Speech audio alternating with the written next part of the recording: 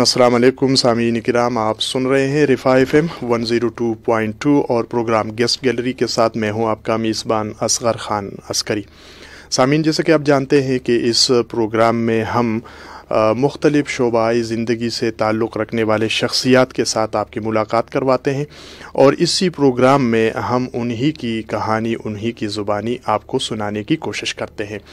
मकसद ये है कि उन शख्सियात का जिन शोबजात के साथ ताल्लुक़ है, उन शोबजात के हवाले से आप तक मालूमात, इत्तलात जो है वो पहुँचाई जाए और हम अमली ज़िंदगी में जिन मसाइल का शिकार है, उन मसाइल को उसी शोबाए हाई ज़िंदगी में हम किस तरह से हल कर सकते हैं। इसी के साथ ही आप हमारे इस प्रोग्राम को रिफा FM 102.2 का जो फेसबुक पेज है उस पर भी आप इस प्रोग्राम को बराह रास्त देख सकते हैं। कमेंट्स की सूरत में आप हमें सवालात भी भेज सकते हैं और हम कोशिश करेंगे कि आपके उन सवालात के जवाबात वो आप तक पहुंचाए जाए। आज के प्रोग्राम में चूँकि आपको मालूम होगा कि गुज़श्ता हफ्ते मुल्क के अंदर तवानाई का, बिजली का एक बहुत बड़ा ब्रेकडाउन हुआ और उसके बाद आपने देखा कि कहीं पर 2 दिनों तक, कहीं पर 24 घंटे, कहीं पर 30 घंटे, 45 घंटे बिजली जो है वो गायब रही। तो इस मुल्क को तवानाई के बहरान का सामना है। ज़ाहिर सी बात है कि पाकिस्तान के अंदर जो 2 अहम ज़राए हैं, एक पानी से बिजली को हासिल किया जाता है और दूसरा एटमी प्लांट्स जो है, बिजली घर जो है वहाँ से बिजली हासिल की जाती है। बिजली जो पानी वाली है उनका ये है कि सस्ती है, एटमी बिजली घर वाला जो है वो महंगा है। लेकिन एक और सोर्स भी तवानाई का पाकिस्तान में मौजूद है जिसे सोलर एनर्जी कहा जाता है। इसी के साथ ही चूँकि आपने देखा कि सैलाब आया गुज़श्ता साल जुलाई के महीने में और इसी मुल्क के अंदर ही लोगों ने यानी उन सैलाब ज़दगान के लिए हर तरह के दामे दरमे सुख ने वहाँ पर शिरकत की और उनको इमदाद पहुँचाई और उनकी मदद की इस मुश्किल सूरत हाल में। तो आज हम इन्हीं 2 मौज़ूआत के ऊपर गुफ्तगू करेंगे। एक तो फलाही या जो खैर का जो है वो निज़ाम, और या लोगों की जो मदद करना, जिसको सोशल वर्क वगैरह जो है वो आप कह सकते हैं कि ये, और दूसरा बिजली के हवाले से, तवानाई के हवाले से। हमारे साथ प्रोग्राम में तशरीफ़ रखते हैं अहमद सुहेल साहब। अहमद सुहेल साहब, अस्सलाम वालेकुम। वालेकुम अस्सलाम। अहमद सुहेल साहब, हमारे प्रोग्राम का पैटर्न तो ये है कि जो भी मेहमान आता है वो अपना तारुफ खुद करते हैं। यानी प्रोग्राम पे तो अमूमन ये होता है ना कि मेज़बान जो है मेहमान का तारुफ करते हैं, लेकिन हम ये है कि जो कहानी है, हाँ, वो मेज़बान खुद जो है जी उसकी ज़ुबानी है। तो आपका ताल्लुक़ कहाँ से, इब्तिदाई तालीम, प्रोफेशनल बैकग्राउंड, अगर आप हमारे नाज़रीन और सामीन दोनों के साथ शेयर कर दें। बिस्मिल्लाहिर्रहमानिर्रहीम। मेरा नाम अहमद सुहेल है और आप मुझे कहेंगे आप कहाँ से ताल्लुक़ है, तो मुझे ये नहीं पता मैं कहाँ से ताल्लुक़ होता हूँ, चूँकि वालिद मोहतरम और मेरे दादा हिंदुस्तान से माइग्रेट करके पाकिस्तान पहुँचते हैं और मेरे नाना जो थे वो सियालकोट चले गए और वालिद और दादा का ख़ानदान जो वो शेखुपुरा आ गया। तो मैं टिपिकल पंजाब से ताल्लुक़ रखने वाला एक शख्स कह सकते हैं। लेकिन हम घूमते घूमते, मेरे वालिद साहब जो थे वो फर्टिलाइज़र शोबे से ताल्लुक़ था, तो कभी सिंध और कभी पंजाब की मुख्तलिफ़ फैक्ट्रियों से होते होते हम आखिर में आके 79 में लाहौर पहुँचे। सही। तो पैदाइश लाहौर में, मुल्तान में हुई और फिर मुल्तान से डहरकी और डहरकी से फिर शेखुपुरा चले गए। फिर आखिर में जो अपना रोका हमने आपको, जो मैंने ज़िंदगी का आगाज़ किया वो लाहौर से किया। तो 79 में अगर मुझे थोड़ा अंदाज़ा होता है तो तब से लाहौर में ही थे और 79 से लेकर 95 तक का दौरानिया लाहौर में गुजरा। और फिर मैं कहता हूँ कि पाकिस्तानी से भी आगे निकल गया, चूँकि 95 में फिर मुल्क से बाहर जाने का इत्तफाक हुआ। सही। और पता नहीं कैसे अजीब सी बात है कि इंजीनियर बनने का शौक़ था और यकीनी तौर पर पाकिस्तान में उस वक्त UAT ही थी और वहाँ पर एडमिशन नहीं हो सका इत्तफाक से। तो फिर इसी ख्वाहिश के तौर पर कि इंजीनियर तो बनना है, तो पता नहीं कहाँ से दुनिया के तमाम मुल्कों की यूनिवर्सिटियों में अप्लाई किया, क्या मोरक्को, क्या मलेशिया, क्या इंडोनेशिया। ब्रिटिश काउंसिल लाहौर की लाइब्रेरी में जाने का इत्तफाक हुआ। 92-93 की बात है। उन लाइब्रेरी में यूनिवर्सिटीज़ इंसाइक्लोपीडियाज थे। सही। इंसाइक्लोपीडिया से यूनिवर्सिटियों के नाम ले रहा हूँ, एक मोरक्को की यूनिवर्सिटी, पता नहीं। तो इत्तफाक से तुर्की भी आ गया दरमियान में। मैंने कहा तुर्की की भी यूनिवर्सिटी है, तो कई यूनिवर्सिटियों को लेटर लिख दिए कि जी मैं पाकिस्तान के FSC का स्टूडेंट हूँ और पाकिस्तान से मैंने ग्रेजुएशन की और मैं इंजीनियरिंग करना चाहता हूँ आपकी यूनिवर्सिटी में। तो यूनिवर्सिटी ने जवाब भी दिया। तो इत्तफाक से मेरी किस्मत में शायद तुर्की था, तो तुर्की की एक यूनिवर्सिटी से लेटर आया। उन्होंने कहा जी कि अगर आप हमारे यहाँ पढ़ना चाहते हैं तो तो आपको हमारे मुल्क में फॉरेन स्टूडेंट्स के आने के लिए एग्ज़ाम होता है, foreign student university entrance exam, वो देना पड़ेगा। तो वो देकर आप आ सकते हैं। फिर उन्होंने एग्ज़ाम दिया, एग्ज़ाम देने के बाद मेरा दाखिला एक ऐसी यूनिवर्सिटी में हुआ जो मुझे बाद में पता लगा कि तुर्की सल्तनत उस्मानिया की पहली और सल्तनत उस्मानिया ही की जानिब से इस्टेब्लिश की गई यूनिवर्सिटी इस्तांबुल टेक्निकल यूनिवर्सिटी में हुआ, जो 1776 में इस्टेब्लिश होती है। यकीनी तौर पर सल्तनत उस्मानिया मदरसा मुहंदिसिया के नाम से वो बनी। सही। और मुझे ये फ़ख्र हासिल है कि उस यूनिवर्सिटी में तुर्की के गुज़िश्ता 100 साल के 3-4 प्राइम मिनिस्टर्स ग्रेजुएट हुए। अच्छा। ख़ुसूस तौर पर नजमुद्दीन अरबकान साहब, प्रोफेसर नजमुद्दीन अरबकान साहब मेरे ही डिपार्टमेंट के प्रोफेसर थे, वहीं से ग्रेजुएट हुए। और इसके अलावा सुलेमान देमिरल इलेक्ट्रिकल इंजीनियरिंग में थे, उसका तुर्गत ओजाल, तो 3-4 यूनिवर्सिटी से निकलने वाले वज़ीर आज़म भी, वज़ीर आज़म तुर्की के हमारी यूनिवर्सिटी से हुए। तो अल्हम्दुलिल्लाह इस्तांबुल टेक्निकल यूनिवर्सिटी के मैकेनिकल इंजीनियरिंग डिपार्टमेंट में दाखिला हुआ। लेकिन उस वक्त मेरे दौर में टेक्सटाइल इंजीनियरिंग बड़ी पीक पे थी। सही। तो दाखिला तो टेक्सटाइल इंजीनियरिंग में हुआ, तो हम टेक्सटाइल इंजीनियर बनने चले गए। पाकिस्तान में बड़ा स्कोप था, लेकिन जब जाके देखा कि मैकेनिकल इंजीनियरिंग डिपार्टमेंट के अंदर हम हैं, तो मैकेनिकल इंजीनियरिंग डिपार्टमेंट में जब टेक्सटाइल इंजीनियरिंग कंप्लीट करके निकले तो पता लगा 80% तो मैकेनिकल पढ़ ली हमने। अच्छा। तो अल्टीमेटली डिग्री का नाम हुआ टेक्सटाइल इंजीनियरिंग, लेकिन उसको मेका टेक्सटाइल कह सकते हैं, तो मैकेनिकल और टेक्सटाइल का मर्जर। सही। 4 साल तक तुर्की में रहे और 5 साल इसलिए कि 1 साल लैंग्वेज भी सीखी। अच्छा। और चूंकि मेरी इंजीनियरिंग चूंकि तुर्की जुबान में थी, तो अच्छा, निसाब यानी इंजीनियरिंग में पूरा इंजीनियरिंग का निसाब तुर्की जुबान में था। तो आप बताया कि यहाँ पे इंग्लिश में होता है, कोई गांव से बच्चा इंग्लिश में इंजीनियरिंग करने आए तो उसको कितनी मुश्किलात हैं। कुछ जाइए कि आपको एक जुबान नहीं आती, मुल्क में आप दाखिल हुए और आपको ABC तक का नहीं पता, और विद इन 6 मंथ्स आपने पढ़ के इंजीनियरिंग का आगाज करना है। तो तुर्की जुबान में पढ़े और फिर जो मुश्किलात आई आप अंदाजा कर सकते हैं। सही। तो इंजीनियरिंग करने के बाद जाहिर सी बात है उस दौर में भी और आज भी ट्रेंड तो ये है कि जो तालिब इल्म पाकिस्तान से जाते हैं तो वो वहीं पर सेटल होने की कोशिश करते हैं, लेकिन अहमद सुहेल साहब 2 इंजीनियरिंग की डिग्रियां लेके फिर भी वहाँ सेटल नहीं होता, पाकिस्तान क्यों आते हैं? अच्छा, यहाँ से तो अभी तो इंजीनियरिंग ही की है और इंजीनियरिंग के शोबे में तो जिंदगी का आगाज होता है। सही। अभी शौक चढ़ा, यूरोप तो देख लिया, चूंकि यूरोप में थे, यूरोप का टच ही था ना जी बिल्कुल। अब आगे चलते हैं। फिर हमने देखा जी आगे मास्टर भी करेंगे। अच्छा। मास्टर करने के लिए फिर मुख्तलिफ मुल्कों में ट्राई। अब यूरोप से आगे जाने के लिए स्वीडन का इंतखाब इत्तफाक से हुआ। अच्छा। और फिर स्वीडन में एक ऐसा मुल्क जहाँ पे 6 महीने सूरज 6 महीने धूप सही नहीं होती, अंधेरा है, वहां पे सोलर एनर्जी करने जा रहे हैं। इत्तफाक देखिए, मैकेनिकल इंजीनियरिंग कर ली है, टेक्सटाइल इंजीनियरिंग कर ली है, और मास्टर करने के लिए एनर्जी का शौक पड़ा तो दाखिला वहां पे इसलिए पड़ा हो कि एक तो फाइनेंशियली वीक थे तो फ्री कहाँ पढ़ा जा सकता है, तो मास्टर करने के लिए स्वीडन यूनिवर्सिटीज में उस वक्त फीस नहीं थी। अच्छा। अच्छी बात है। फिर वहां जाते हैं तो स्वीडन की एक यूनिवर्सिटी थी दालारना यूनिवर्सिटी, वहां पे फिर मैंने मास्टर का एडमिशन हासिल किया और फिर वहां चले गए master of mechanical engineering but specialization in solar energy engineering. अच्छा। तो फिर मैंने स्पेशलाइजेशन सोलर एनर्जी इंजीनियरिंग में स्वीडन से की। ये वक्त है 2000 का, और 2001 में अभी इत्तेफाक से पढ़ने का इतना शौक था कि एक सेकंड मास्टर भी कर लो। अच्छा। चलो जी, आप हैरान हो गए कि आप कहीं कौन सा कहाँ से जा रहे हैं आप। सेकंड मास्टर ओपन होता जी उसी यूनिवर्सिटी के अंदर एक और था, लिक्विड क्रिस्टल डिस्प्ले टेक्नोलॉजी, ये जो आप मोबाइल फोन की और डिस्प्ले टेक्नोलॉजी। अब मैंने कहा जी बैठे हुए थे कौन मास्टर करना है, तो लिक्विड क्रिस्टल डिस्प्ले टेक्नोलॉजी में सेकंड मास्टर में दाखिला ले लिया।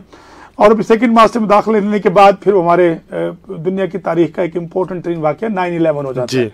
तो 9/11 को मैंने स्वीडन के अंदर फेस किया, और फिर जो रात का दिन था मुझे अच्छी तरह याद है, अगले दिन जुमा था और फिर हमने जुमे की नमाज जिस अंदाज से जिस खौफ में गुजारी है वो वक्त भी हमने वहाँ गुजारा। तो बाहर के मैंने 2 मास्टर्स MS जिसको कहते हैं इंजीनियरिंग में, वो स्वीडन से की। सही। अच्छा, तो स्वीडन के और फिर 9/11 के बाद यानी जॉब वहाँ पर शुरू कर दी या पाकिस्तान आ गए? वही कि मैं पाकिस्तान से कुछ सोशल एक्टिव था, कुछ तालिब इल्मी के ज़माने से सोशल था, तो वहाँ भी मैंने जब देखा कि मैं गया 2001 में, तो 2002 में पता नहीं मैं एक था और एक इंडियन थे, वो भी शिकागो से आए हुए थे। पता नहीं क्या हुआ, सम इंडियन कंसल्टेंसी फर्म ने कुछ स्टूडेंट को बताया कि फ्री एजुकेशन है। आप अंदाजा कीजिए कि 200 इंडियन साउथ केरला कहते केरला स्टेट से 200 इंडियन उस इलाके में आ गए। अब हमने देखा कि हर जगह फिर रहे हैं वो इंडियन, हमें भी लोग इंडियन कहने लग गए। भाई मैं इंडियन तो नहीं था, अल्लाह माफ करे। तो वो इंडियन आए, वो मोस्टली हिंदू थे, उसमें मुसलमान नहीं थे। वो इतने ज्यादा आए कि मुझे महसूस हुआ कि हमारी आइडेंटिटी दब गई पाकिस्तानी की हैसियत से।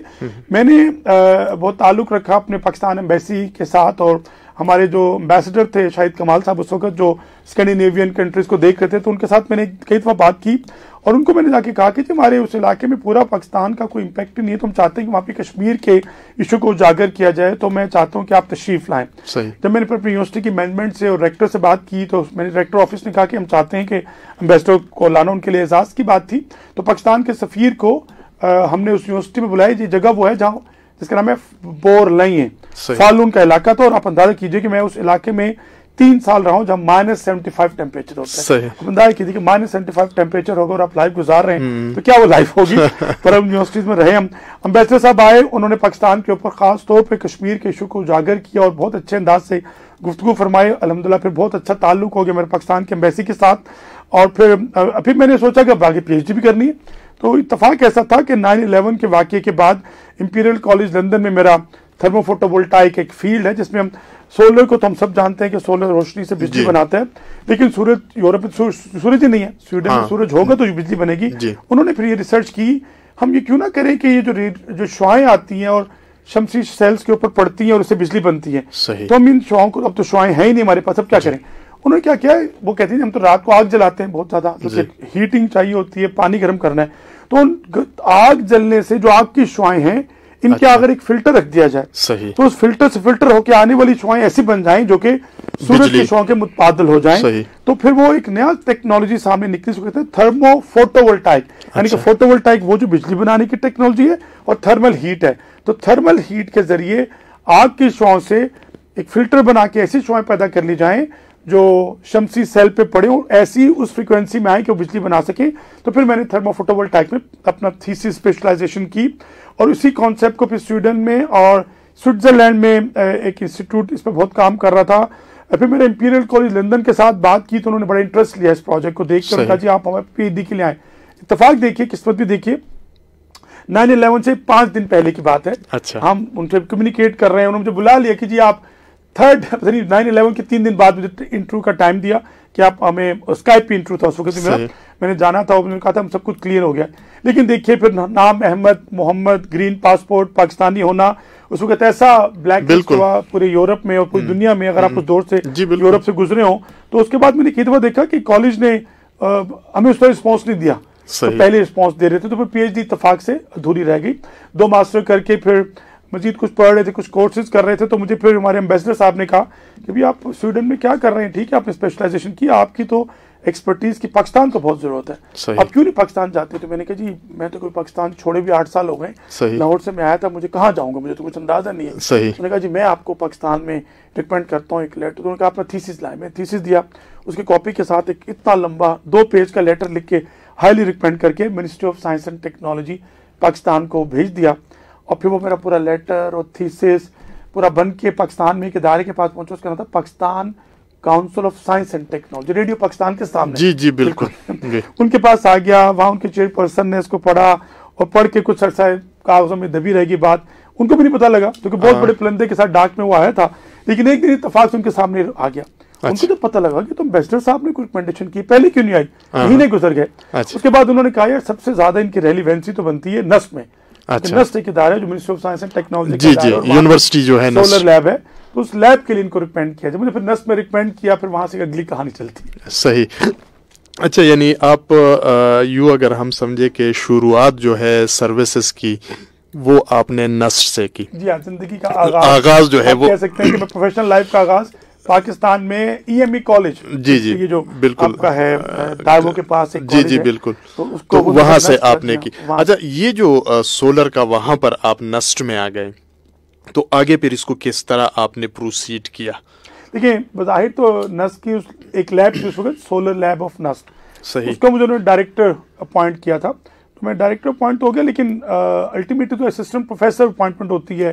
उस वक्त तो MS के साथ असिस्टेंट प्रोफेसर अपॉइंटमेंट हुई मेरी, और मैं मैकेनिकल इंजीनियरिंग डिपार्टमेंट के फैकल्टी के तौर पर EME कॉलेज में आया मैं। तो स्टार्ट कर दिया, लेकिन मैं बहुत एग्रेसिव था अपने काम, क्योंकि मैं स्वीडन में रहते हुए पाकिस्तान के लिए बहुत से प्रोजेक्ट लाने की कोशिश कर रहा था, तो मुझे इंटरनेशनल बायलैटरल प्रोजेक्ट्स का अंदाजा था।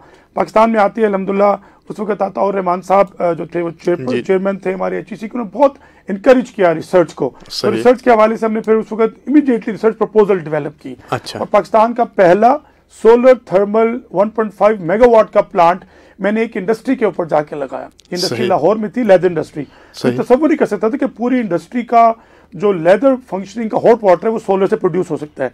वो फिर मैंने प्रपोजल लिखी और HEC को दी, HEC ने उसको अप्रूव। उस वक्त 6.5 मिलियन रुपीस की प्रपोजल थी। इसमें 20% इंडस्ट्री ने ऐड करना था, 80% गवर्नमेंट ने दिया। और पाकिस्तान का पहला द मोस्ट सक्सेसफुल प्रोजेक्ट हुआ जो HEC की लाइन में बाद में प्लानिंग मिशन तक गया और हमने उसको बहुत हाईलाइट किया नस ने। That was first of its on kind. Pakistan की इंडस्ट्री के लिए एक बहुत बड़ी बूप थी। लेकिन उस वक्त अपनी इंडस्ट्री में उस वक्त शायद पाकिस्तान में एक सुई गैस का जो यूनिट होता है जिसको हम MMBTU कहते हैं, वो 580 रुपए का था। आज 3500 से 4000 पे पहुंच चुके, क्योंकि इंपोर्टेड गैस में उस वक्त सुई की गैस पे थे। तो वायबिलिटी उस वक्त शायद 7 साल में बन रही थी। अब वो वायबिलिटी अगर हम देखें तो 3.5-2 साल में उसकी वायबिलिटी है। इतना सक्सेसफुल प्रोजेक्ट HEC के साथ मिलकर किया। उसके बाद फिर हम रुके नहीं। 2004 का जमाना। अच्छा, एक और इंटरेस्टिंग बात, मैंने अपना 8 अक्टूबर का जो जलजिला है वो मैंने फेस किया जी तोरा बोरा के पहाड़ों के सामने, जो सद्दा का इलाका है पाकिस्तान का, कुरम एजेंसी। हम कुरम एजेंसी चले गए। कुरम एजेंसी में पाकिस्तान के one of the very few solar pumps, उस वक्त सोलर का नाम भी किसी ने सुना होगा। मैंने कहा जी हम इफाद एक इदारे, international federation of agriculture development, ठीक है, उनके स्पॉन्सरशिप से एक सोलर पंप लगाने के लिए हम चले गए सद्दा, कुरम चले गए जी। बिल्कुल रात के 2 बजे थे जनाब। वो तल का पुल क्रॉस किया हमने। डर भी था थोड़ा सा, लेकिन अल्हम्दुलिल्लाह का हम डरने वालों में से नहीं थे। बहुत से लोग कहते कहाँ जा रहे हो, पागल हो यार। रात के वक्त हम रिसर्च कर रहे थे, क्योंकि हमने एक पंप बनाया था जो हमने खुद उसको DC पंप को AC पे चलाना था। उसका कन्वर्टर हमने खुद डेवलप किया और एक कॉलेज रोड पिंडी से चीजें ले लेके, एक पेस्टर ले लेके हम डेवलप कर रहे थे उसको। रात के टाइम आप पहुंचे और जाके फिर PA होते थे उस वक्त, पॉलिटिकल उनकी कोलैबोरेशन के साथ सद्दा में हमने ये पंप लगाया। तो उसमें कहा एक हमारे पठान भाई ने, वो सामने के पहाड़ जो ना तोरा बोरा जी, उस वक्त तोरा बोरा शायद बाद में हुआ, तो बाद में लोगों को पता चला। लेकिन ये है कि जब इत्तेफाक की बात है, जो 8 अक्टूबर का जलजिला है, तो पहाड़ पे जल्जिला फेस करना एक अजीब सी बात, बहुत मुश्किल। तो पहाड़ हिला तो मैंने कही क्या हो गया। तो हम तो सोलर की प्लेटें लगा चुके थे, वो हिल रही थी थोड़ी सी ना। तो मैंने कहा ख्याल बादशाह घोड़े पे गधे पे आए थे पानी लेने के लिए ना। पानी चुके, जब मैं पानी उनको दिया, आप अंदाजा कीजिए 2003 में, आज सोलर पंप की बात आप सब कर सकते हैं। 2004 में और 5 में किसको बोलते हैं कि सोलर से पहाड़ पे पानी भी आ सकता है, ना बिजली ना कुछ। उन्होंने जब फर्स्ट टाइम देखा कि चश्मे का पानी जिसको पौने घंटे में लेके ऊपर आते हैं, 1 घंटे बाद खवातीन 2-2 घड़े लेके पहाड़ पे आती हैं, बिकॉज पहाड़ी लोग टॉप पे रहते हैं। जब पाइप के जरिए पानी ऊपर आया, वो उनकी आंखें खुली की खुली रह गई। उसने कहा कैसे हो सकता है, साफ शफाफ पानी हमारे गाँव के फुटस्टेप पे है। अल्हम्दुलिल्लाह वो पानी हम दे रहे थे, चल रहा था पंप, चलते चलते वो जल्जिला आ गया, पूरा गांव हिल गया। और उस वक्त हमें बड़े इंटरेस्टिंग वो जज्बात थे। तो ख्याल बादशाह ने कहा जी, ख्याल बादशाह तो उस वक्त उसने कहा जी कि यार अल्हम्दुलिल्लाह आपने तुम्हें बहुत एहसान किया है, बहुत अच्छा काम। बहर अल्हम्दुलिल्लाह हायर एजुकेशन कमीशन और नस के ताउन से प्रोजेक्ट बड़ा कामयाब हुआ अल्हम्दुलिल्लाह। सही, ये सोलर का वहाँ पर जो है। अच्छा, उसके बाद जाहिर सी बात है कि कहानी बड़ी दिलचस्प है और इंटरेस्ट उस पे मूड पे है। तो इसके बाद फिर आप यहीं पर रुक गए 8 अक्टूबर के बाद, या वहाँ से वापस आके फिर जो है किसी और डेस्टिनेशन की तरफ के जी अब ये करना है? जहद मुसलसल जिंदगी इसी का नाम है। तो ये हम तो रुकने वाले थे भी नहीं। जब वापस आए उसके बाद फिर एक बहुत सक्सेसफुल प्रोजेक्ट USAID के ताउन से हमने 7 डिफरेंट एजेंसीज में सोलर वाटर पंप्स का एक प्रपोजल बनाया एक प्रोजेक्ट के बाद। उनका बड़ा सक्सेसफुल है। इसकी बेस पे 7 फाटा की तमाम एजेंसीज में हमने सोलर पंप लगाए। मैं बात सोलर पंप की शायद आजकल के नौजवानों के लिए आम सी बात है, लेकिन 2004 में सोलर पंप इटसेल्फ एक बहुत कॉम्प्लिकेटेड चीज थी। बिल्कुल। हमने 7 एजेंसी में सोलर पंप लगाया, बहुत सक्सेसफुल हुआ। लोगों को देखिए, मैं और आप तो शहर में रहते हैं, लेकिन मेरा जो पूछना चाहता हूँ कि ये सब पाकिस्तानी इदारे कर रहे थे। असल बात है ये बात कि पाकिस्तानी इदारे HEC भाइयों की मदद कर रहे थे। अब देखिए, मैं और आप पिंडी में है, इस्लामाबाद में टैप खोलते पानी आ जाता है। अब हमने जिंदगी में सोचा भी नहीं कि टैप के अलावा जिंदगी भी हो सकती है। वहां में गया तो पानी लेने के लिए मैंने वजू करना तो नीचे से जाके लेके आओ। जब नीचे से मैं पानी में कैसे लेके आऊँ, पानी ऊपर लाया था। तो एक साहब खातून मेरे साथ पानी लेके ऊपर चढ़ रही है, उसके साथ उसे देखा मैंने। तो मैंने उनसे पूछा कि आप लेके जा रही है, मैं भी देखूं उनसे फीलिंग क्या है इसकी। आपने देखो सर पे ना घड़ा के ऊपर मैंने सर पे वो रखा, पहले 1 9 लीटर का वो टैंक रख के मैं चलना शुरू किया। मैं 3 स्टेप के बाद छोड़ दिया। अल्लाह उनको अजर देख हुआ 3 को, जिस तरह वो जिंदगी में मुश्किल अंदाज, इतनी मुश्किल लाइफ है उनकी। अब वो जिंदगी नहीं है कि टैप में खोले, तो टैप में खोलना इतनी बड़ी नेमत है। आप और मैं इस नेमत को एंजॉय कर रहे हैं। शहरों के लोगों को अल्लाह का लाख लाख शुक्र अदा करना चाहिए कि हाँ आपके पास पानी टैप वाटर है। चले नलका भी हो तो नलके भी नहीं, पहाड़ी इलाके तो चश्मे नीचे होते हैं, वहां से पानी लेकर उन चश्मों से जानवर पानी पी रहे हैं, वहां से इंसान पानी लेके आते हैं। तो हमने उनको दिया अल्हम्दुलिल्लाह। जो इंसानियत की खिदमत का जज्बा है, मैं समझता हूँ इससे बेहतर जज्बा नहीं हो सकता। हमने उन लोगों को पानी दिया और उनके चेहरों पे जो मुस्कुराहटें और जो खुशी थी वो मैं नहीं भूल सकता। उन लोगों ने दुआएं दी अल्हम्दुलिल्लाह इतनी, और हम वहाँ रुके नहीं, आगे हम चलते रहे। उसके बाद फिर क्या हुआ कि उस प्रोजेक्ट की बुनियाद पे जनरल मुशर्रफ का ज़माना था और नस्क चूँकि एक ऐसा इदारा है जो बड़ा नेशनल तौर पे नोन है। फिर अगला प्रोजेक्ट हमने ये किया, नस्क के अंदर एक इंस्टीट्यूट बना, इसका नाम रखा नेशनल नस्क कंसल्टिंग के नाम से एक इदारा बनाया। अच्छा। नस्क ने, मैं उसका पायनियर में रहा और तभी नस्क का पहला टेक्नोलॉजी इंक्यूबेशन सेंटर भी बना। हम भी उसके साथ बड़े एयर कमोडोर मंसूर साहब थे हमारे साथ। I am very thankful to air commodore Mansoor साहब, शायद वो अगर सुन रहे हो तो उन्हीं की बदौलत में उन्होंने मुझे बड़ा इंकरेज किया कि आप नस्क में आएँ। हमने बहुत इनिशिएटिव लिए, सोलर चूल्हे बनाए, सोलर ड्रायर बनाए, लोगों को दिए, कम्युनिटीज़ को दिए। एलईडी लाइट्स नहीं आई थी उस वक्त। एलईडी लाइट 2004-5-6 में मैंने पहली एलईडी लाइट केपी के गवर्नर हाउस के बाहर लगाई। अच्छा। उसके साथ मीटर लगाया और फिर directorate of science and technology Khyber Pakhtunkhwa को मैंने कहा कि देखिए लगाएं, आप देखिए कितना फर्क होगा। उस वक्त दूसरे बल्ब से जो कंपैरिजन किया तो 70-80% सेविंग सामने आई। तो बड़ी इंटरेस्टिंग की बात है कि मैंने खैबर पख्तूनख्वा में बहुत काम किया अल्हम्दुलिल्लाह। ताल्लुक पंजाब के बिल्कुल इंटीरियर से होके जिंदगी 2003 के बाद से गुजरी खैबर पख्तूनख्वा की आवाम की खिदमत करते हुए। बहुत खुशी, इतने प्यारे लोग, इतने प्यारे लोग और इतने सादा लोग जिस तरह मोहब्बत से वो पेश आते हैं, मैं नहीं भुला सकता। सही। अच्छा अहमद सुहेल भाई, पाकिस्तान में अगर हम देखें सोलर एनर्जी पोटेंशियल कितना है? क्योंकि हम तो ये कहते हैं ना कि जी ये जो दूसरी एनर्जी है, जो पानी से बिजली पैदा हो रही है या बिजली घर जो है एटॉमिक, हाँ हाइड्रो और दूसरे के, लेकिन ये जो सोलर एनर्जी है लोग डर रहे हैं आजकल के यार पता नहीं ये सर्दियों में क्या होगा, ये इसके जो फ्रिज मिलेंगे कि नहीं मिलेंगे, इस्त्री मिलेगी कि नहीं मिलेगी, वॉशिंग मशीन मिलेगा कि नहीं मिले, तो इसका स्कोप पाकिस्तान में यानी सोलर एनर्जी का आप क्या देख रहे हैं? मैं थोड़ा सा बताऊं यहाँ पे नस मैंने फिर 2016 में नस को इत्तेफाक से ऐसा हुआ कि एक प्रोजेक्ट आ गया यूएसएड का, centre for advance study in energy के नाम से। सही। ये $120 मिलियन का एक प्रोग्राम था जिसमें हमने पाकिस्तान के मुख्तलिफ पब्लिक सेक्टर यूनिवर्सिटीज़ में सेंटर ऑफ एक्सीलेंस कहा जाए या national centre of energy develop किए। तो मैं टेक्निकल एडवाइज़र बन गया यूएसएड की जानिब से एरिज़ोना स्टेट यूनिवर्सिटी का, और हमने पाकिस्तान में 2 एनर्जी के सेंटर के कुरिकुलम पीएचडी और मास्टर के कुरिकुलम को इंडस्ट्रियलाइज जोन बेस पर इंडस्ट्रियल ओरिएंटेड कुरिकुलम डेवलप किए।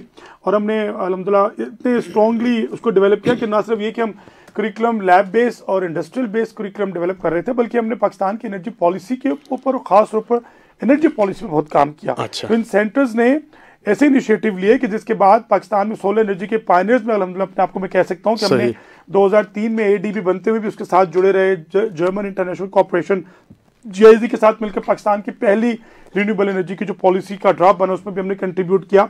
तो फिर जो आखिरी ड्राफ्ट अभी 2013 में आया, उसके बाद अगले भी ड्राफ्ट आए, तो उसमें फिर नेट मीटरिंग का 13 के बाद अगले ड्राफ्ट के अंदर नेट मीटरिंग का एक फिनोमेना हमने स्टार्ट किया। यूरोप में था कि जो बिजली अपने घर में आप 10 किलोवाट 5 किलोवाट का सिस्टम लगाएं, उसकी जो बिजली बनती है वो आप ग्रिड को दें, हाइस्को को दें, टेस्को को, लेस्को को दें, और फिर जो बिजली आपको चाहिए वो वहां से लें। उससे पहले तक तो अपने घर में बिजली बना के बैटरियों में स्टोर करना थी और बैटरियों से फ्रिज चलानी थी, पंखे चलाने थे, तो बहुत मुश्किल होता था। आपकी बात थी कि एसी कैसे चलेगा, फ्रिज कैसे चलेगी, अभी कॉन्सेप्ट हो गया खत्म, तो वाइबल भी नहीं था। बिकॉज कॉस्ट ऑफ सिस्टम अगर 100 रुपया है तो 100 रुपए की बैटरी का सिस्टम आता था, तो उससे वो 100 नहीं तो कम होगा, लेकिन कॉस्ट बहुत ऊपर थी। अब से हो गया कि जब से दुनिया में मैस प्रोडक्शन शुरू हुई, चाइना के अंदर इसकी कॉस्ट देखिए, मैं जब बात कर रहा हूँ 750 रुपए पर वाट, 1 वाट सोलर का। अच्छा। वहां से चले और आज हम 25 रुपए पर वाट पे आ गए।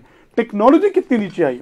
देखिए जब तक मैस प्रोडक्शन नहीं स्टार्ट होती, टेक्नोलॉजी डिक्लाइन पे आई, तो दुनिया में ऐसी फैली है। और फिर पाकिस्तान में पॉलिसी के इदारों ने इसकी प्रमोशन में अपना हिस्सा लिया और नेट मीटरिंग अल्हम्दुलिल्लाह अल्टरनेट एनर्जी डेवलपमेंट बोर्ड के ताउन से जब अप्रूवल में आई तो उसके बाद बूस्ट आया। तो वो सोलर जो शायद 800 मेगावाट पर ईयर पे था, वो गीगावाट की इंपोर्ट हो रही, 2000 मेगावाट के सोलर मॉड्यूल पाकिस्तान में इंपोर्ट हो रहे थे।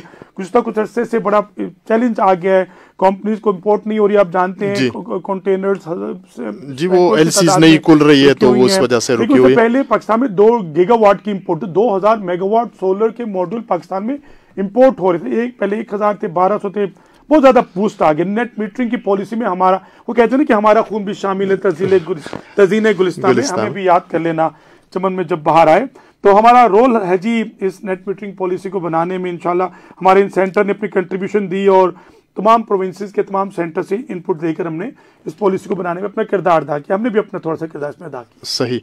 अच्छा, ये जो सोलर टेक्नोलॉजी है, इस वक्त पाकिस्तान की जो तवानाई का बहरान है, इस पर कितनी तवज्जो की ज़रूरत है, और अगर तवज्जो दी जाए तो क्या पाकिस्तान का जो तवानाई का बहरान है उसमें किसी हद तक कमी हो सकती है?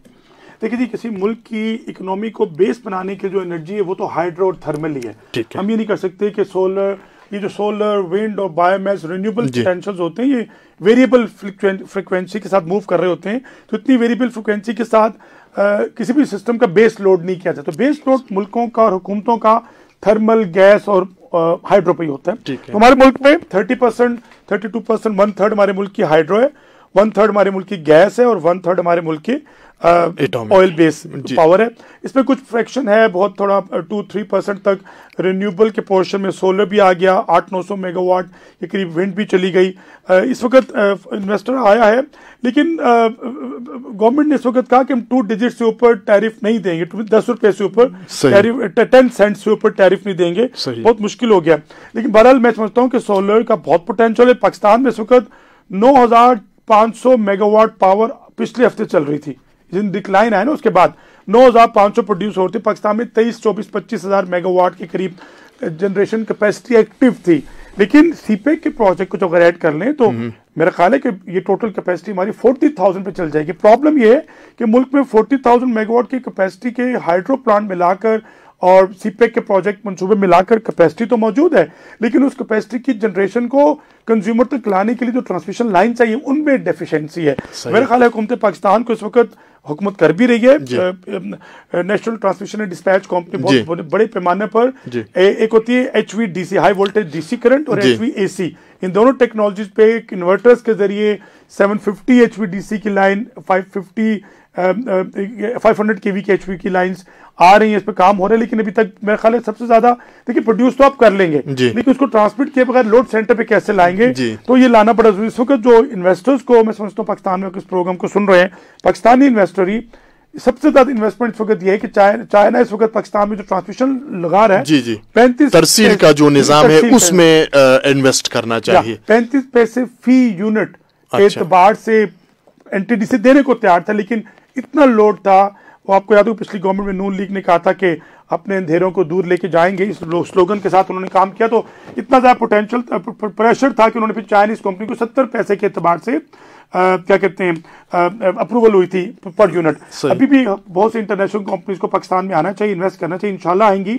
और इतने बड़े 250 मिलियन पॉपुलेशन, 230 मिलियन पॉपुलेशन को एड्रेस करने के लिए हमें अपने तहसील के निज़ाम को इम्प्रूव करने की जरूरत है। लेकिन जहां तक सोलर की बात है, सोलर यकीनी तौर पर एक ऐसी टेक्नोलॉजी है जो इस वक्त भी 23% एफिशिएंसी के साथ सोलर मॉड्यूल आपके सामने मौजूद है, क्योंकि सोलर 23% एफिशिएंसी के साथ आज मार्केट में, कमर्शियल मार्केट में मॉड्यूल। लेकिन हाइड्रो एफिशिएंसी देखिए ना आप, 98% एफिशिएंसी, 98% एफिशिएंसी।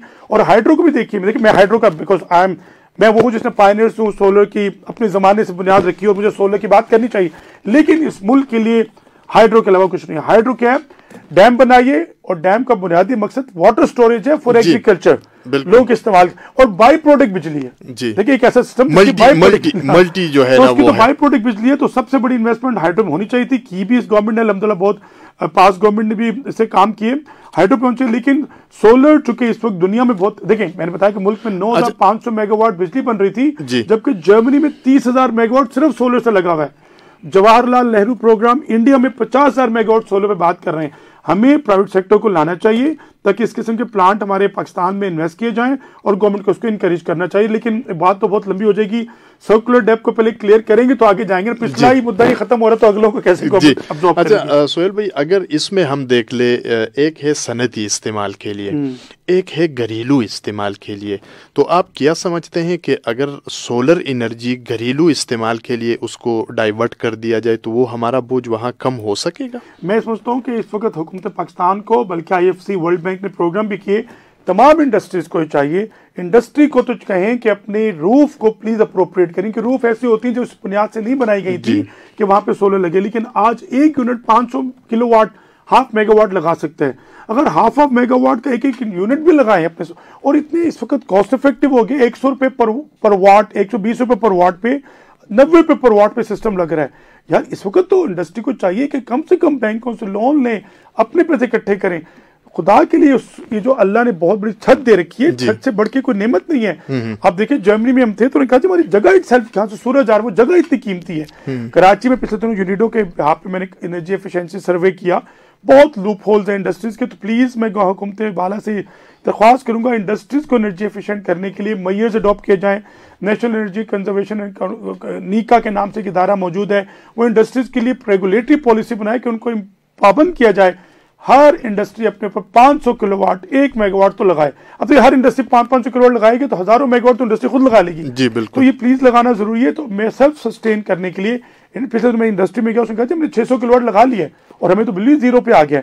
मैं समझता हूँ कि तमाम इंडस्ट्री को जो मर्जी कर लें आप, प्लीज इन सेल्फ सस्टेन हो, अपने आप को सेल्फ रिलायंस पे आए, बिजली को खुद बनाएं। हर घर को जो आज आ रहा है बाय पॉलिसी, बाय लॉज में आ जाए, ना सिर्फ ये कि आप सोलर लगाएं बल्कि रेन वाटर हार्वेस्टिंग करें। पानी भी कहाँ चलेगी हम लोग। मैंने RDA के साथ 2 प्रोजेक्ट करने की कोशिश की। हमने एक किचन गार्डनिंग का project Turkish international collaboration agency के साथ किया, लेकिन हमने कहा कि वो कह रहे हमने बाईलाज में लेके आ रही कि हर घर अपने छत पे रेन वाटर हार्वेस्टिंग करेगा, जितना बारिश का पानी उसको नीचे लेके जाएगा और फिर वो तमाम ड्राई वेल्स उनको एक्टिवेट करने के लिए। तो बात ये कि हर घर के ऊपर सोलर होना हुकूमती पॉलिसी का हिस्सा होना चाहिए। सही। ये जहाँ 2 करोड़ का घर बन रहा है वो 10 लाख रुपए का सोलर होने से क्या फर्क पड़ता है। जी सामीन किराम, आप सुन रहे हैं प्रोग्राम गेस्ट गैलरी रिफा FM 102.2 के ऊपर। प्रोग्राम को आप हमारे फेसबुक पेज पर भी बराह रास्त सुन सकते हैं। हमारी बातचीत चल रही है अहमद सुहेल साहब से, सोलर एनर्जी के ऊपर, तवानाई के ऊपर हम बात कर रहे हैं। लेकिन अहमद सुहेल साहब का एक और रूप भी है, तो ज़रा उस तरफ भी चलने की कोशिश करते हैं। अहमद सुहेल भाई, यानी जिस तरह आपने तालीम के हवाले से और वो नए नए शोबाजात उस वक़्त में, तो इस वक्त नए हैं, जब मैंने नाम सुने हैं तो उस वक़्त उनकी क्या सूरत हाल होगी, तो आप एक समाजी कारकुन भी है। तो ये जो समाजी कारकुन का जो शोबा है, या जो लोगों के साथ नेकी भलाई का, इमदाद पहुंचाने का, तकलीफ़ के वक़्त में उनके काम आने का, ये शुगल किस तरह, यानी इसको कैसे अपने मशगला बना लिया इस शोबे को? वो क्या कहते हैं कि दर्द दिल के वास्ते पैदा किया इंसान को, वरना अतात के लिए कुछ कम न थे कर्रो बयां।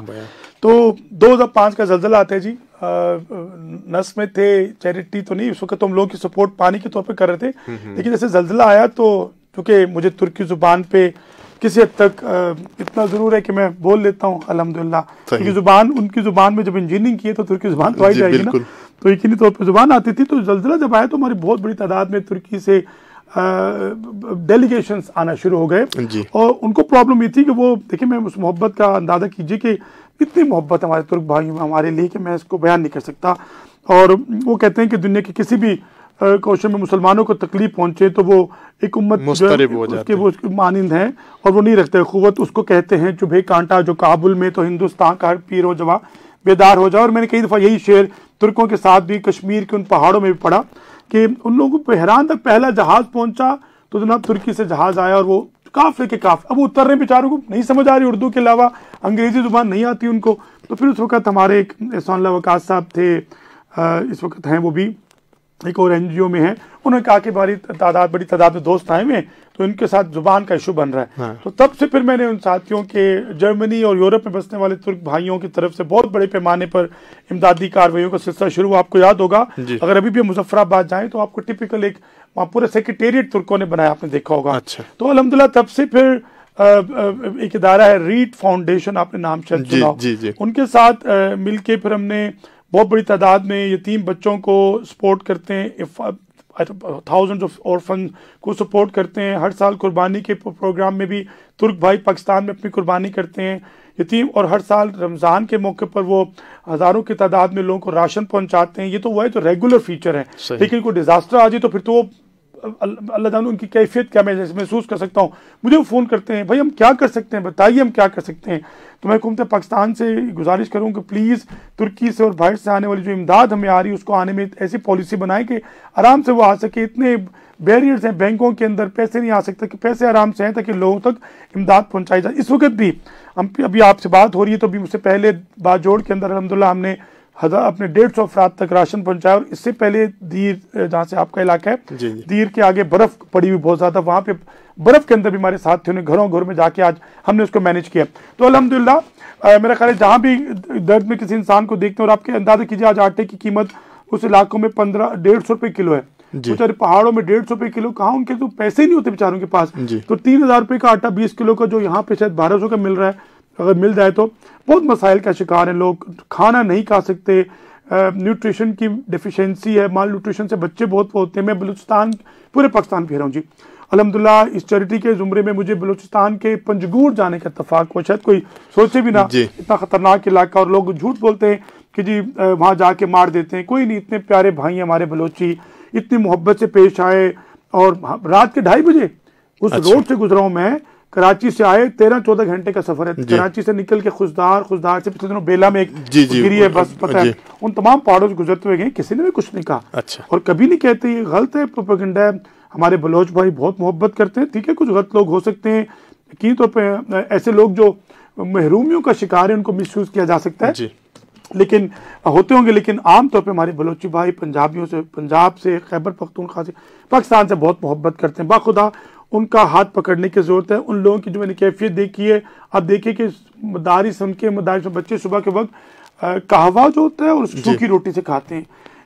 उम्मत इस्लामिया के बच्चों का मुस्तकबिल ये नहीं होना चाहिए था। अगर वो कुरान पढ़ रहे हैं, आलिम दीन बन रहे हैं और ज़िंदगी को कुरान के लिए और दीन के लिए वक्फ कर रहे हैं, तो खाने में उनको सुबह आप अंदाज़ा करिए कुरान से पढ़ते हैं तो आधा पौना 2 घंटे वो हिलते हैं, बड़ी एनर्जी लगती है उस बच्चे के पास। मैं और आप तो सुबह ऑमलेट भी चीज का खाते हैं, पराठा खाते हैं, ऑमलेट खाते हैं, स्लाइसेस खाते हैं, ये खाते हैं, फ्रेंच टोस्ट खाते हैं, बच्चे सूखी रोटी खाते हैं।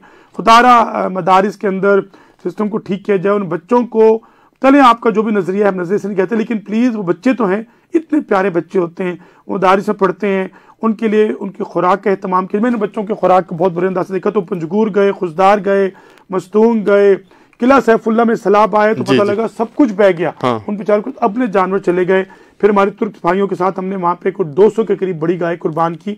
अल्हम्दुलिल्लाह पूरे पाकिस्तान में हज़ारों की तादाद में गाय कुर्बान करके उसका गोश्त उन अफराद तक पहुँचे जिन्होंने शायद साल में एक दफ़ा गोश्त ना खाया हो। जी बिल्कुल। थर के अंदर, बलूचिस्तान के अंदर, कश्मीर के अंदर, और ख़ासतौर पर मेरी बड़ी मोहब्बत है दीर के इलाके साहब से, बहुत प्यारे लोग हैं अल्हम्दुलिल्लाह। हम हर जगह लोगों की खिदमत का जज्बा लेके जाते हैं, और पाकिस्तानियत और इस्लाम होने के, मुसलमान होने के हवाले से हमारी जिम्मेदारी है। और मेरे सुनने वाले प्लीज़ अपने उन भाइयों का ख्याल करें जो पानी के एक बूंद को तरस रहे हैं। बलूचिस्तान में हम उनके पास गए हैं, ये गलत है। पाकिस्तान को तो एक्सप्लोर कीजिए, पहले पाकिस्तान में जाइए। जी बिल्कुल। पाकिस्तान मत डरिए, कराची से पकड़िए गाड़ी, चलिए। आप क्या कहते हैं, मैं आपको बताता हूँ, हम यहाँ मौजूद हैं, पंजगूर जाइए, अपने मुल्क को एक्सप्लोर, इतने खूबसूरत इलाके हैं, उसका टेरेन देख के इंसान कहते हैं कहाँ गया मैं, कितना खूबसूरत टेरेन है, उसको देखना चाहिए। हम चलते हैं सोमाली इलाका जहाँ पे तो खूबसूरती हम जाते हैं, लेकिन बलूचिस्तान नहीं जाते। पाकिस्तानियों से लाहौर, पिंडी के, कराची के लोग, खुदारा बलूचिस्तान जाइए, वहाँ के लोगों की वो बनिए, कुछ अरेंज कीजिए, लेकिन जाके देखिए, आप देखेंगे वो लोग बहुत प्यारे हैं। उनके बारे में प्रोपेगेंडा गलत है कि वो हमें पसंद नहीं करते, ऐसा नहीं है, वो बहुत अच्छे लोग हैं। सही।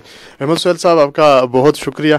वक्तन फ़वक्तन हम कोशिश करेंगे कि इन्हीं मौज़ूआत के ऊपर इंशाअल्लाह आपके साथ बातचीत वो होती रहेगी। नाज़रीन किराम, प्रोग्राम का वक्त चूँकि ख़त्म हुआ चाहता है, लेकिन एक बात अहमद सुहेल साहब ने जो की वो बहुत ज़बरदस्त लगी और बहुत प्यारी बात उन्होंने की कि आइए पाकिस्तान को तो एक्सप्लोर करें। ठीक है, आप मरी जाते हैं, आप शिमाली इलाका जाते हैं, आप चतराल जाते हैं, आप सवात साथ जाते हैं, लेकिन बलूचिस्तान को ज़रा देख तो लीजिएगा कि बलूचिस्तान में क्या है, उस टेरेन को भी देखे, उस इलाके को भी तो देख लीजिएगा कि बलूचिस्तान के अंदर जो है क्या क्या वसाइल मौजूद है, क्या क्या मसाइल मौजूद है। और जाहिर सी बात है कि अगर उस इलाके के साथ बाकी पाकिस्तानियों का वो इंटरेक्शन नहीं हो रहा है तो फिर यही जो हम इस्लामाबाद में बैठे, लाहौर में बैठे, कराची में, पेशावर में बैठे उनके बारे में बातें करते हैं, तो वही बातें फिर हम करते रहेंगे और हालात नहीं बदलेंगे। तो ज़रूरत इस बात की है कि बलूचिस्तान के लोगों के साथ जो है इंटरेक्शन किया जाए, वहाँ आमदोरफ्त हो, वहाँ पर आना जाना लगा रहे, तो ये जो खौफ और डर की फ़िज़ा है ये ख़त्म हो जाएगी। और इसके साथ ही चूँकि इस वक्त मुल्क में तवानाई का बहरान है, तो अगर घर बनाना है तो घर के छत को जो है आप कर सकते हैं दोनों पर्पज़ इसके लिए कि बारिश का पानी और सोलर एनर्जी पर उसको कन्वर्ट कर सकते हैं। इसी तरह इंडस्ट्रीज़ की भी उन्होंने बात की, बल्कि जहाँ जहाँ पार्किंग एरियाज़ है वहाँ पर भी, जो बड़े बड़े प्लाजा वगैरह है, पार्किंग एरियाज़ होते हैं वहाँ पर, तो वहाँ भी आप सोलर का जो है वो सिस्टम लगा दीजिएगा। आपकी गाड़ी जो है वो भी साए में आ जाएगी, बारिश से भी बच जाएगी और आपको बिजली भी जो है वो मिल जाएगी। और इसी तरह से ये जो बोझ है इसको हम एक दूसरे के साथ शेयर कर लेंगे, तो ये जो तवानाई का बहरान है ये ख़त्म हो सकेगा। आप सुनते रहिएगा रिफा FM 102.2। असगर खान अस्करी को इजाज़त दीजिए, अल्लाह ने के बाद।